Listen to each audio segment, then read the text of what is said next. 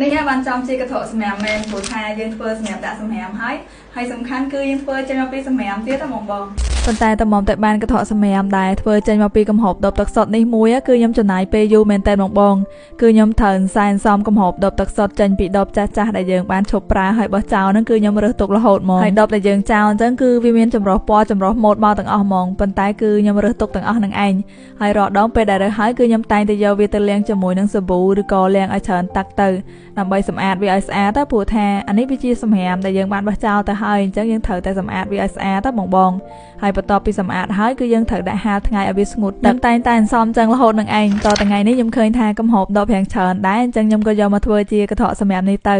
ហើយចំពោះកថកសម្រាប់នេះបាតវាយើងអាចប្រើជាกระดาษឡាំងបានណាបងប៉ុន្តែខ្ញុំអត់ចង់ប្រើខ្ញុំក៏ប្រើជាកំហប់កូនធុងថ្នាំនេះទៅបើជុំទី1នៃការបិទកំហប់ដបភ្ជាប់ជាមួយនឹងបាតនេះវិញគឺខ្ញុំប្រើជាពណ៌ផ្ទៃមេឃសុទ្ធទៅបងហើយមានចំនួន15កម្រិតជុំទី2គឺយើងអត់បិទចំពីលើកំហប់ខាងក្រោមហ្មងទេគឺយើងបិទឲ្យវានៅចំចន្លោះអញ្ចេះ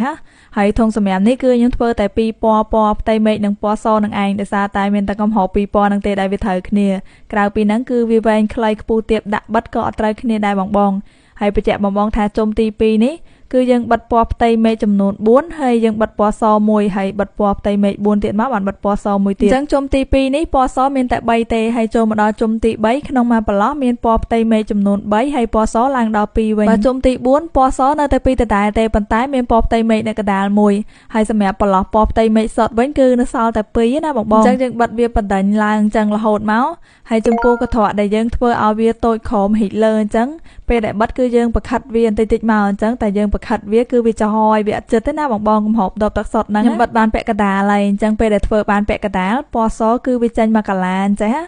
ងខ្ញុំបន្តបិទឡើងលើរហូតឲ្យបានមកកាឡាទៀតព្រោះថាដើម្បីឲ្យកម្ពស់ហើយនឹងទំហំវាស៊ីគ្នាតោះថងនេះខ្ញុំមកលម្អិតបន្ថែមគឺថងចំណុចកំហប់ដបមាន4ហ្នឹងគឺវាឡើងដល់ទៅ2ជួរហើយបើថងប្រឡោះខាងលើនេះវិញគឺមានកំហប់ដបដល់ទៅ5ហ៎បងអញ្ចឹងក៏ថកសម្រាប់ដែលធ្វើពីកំហប់ដបទឹកសុទ្ធនេះខ្ញុំមានតែប៉ុណ្្នឹងណាបងចាំជួយដាក់បន្ទូឲ្យផងហើយអរគុណដែលបានទស្សនាវីដេអូនេះពីដើមដល់ចប់បាយបាយ